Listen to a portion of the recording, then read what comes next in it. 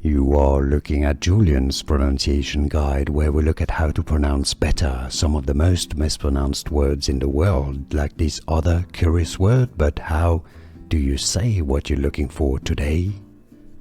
Let's learn once and for all how to pronounce this word, this name. If you want to learn, by the way, more French vocabulary, also vocabulary from aviation, make sure to stay tuned. This is actually the name of a commune, a town near Paris in France.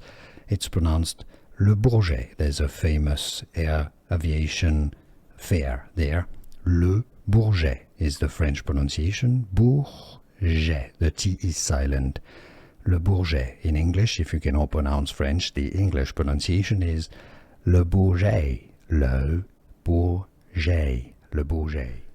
Here are more videos on how to pronounce more confusing words and names too many mispronounced. Like this video if you found it useful. I appreciate your support. I'll see you soon and thanks for watching.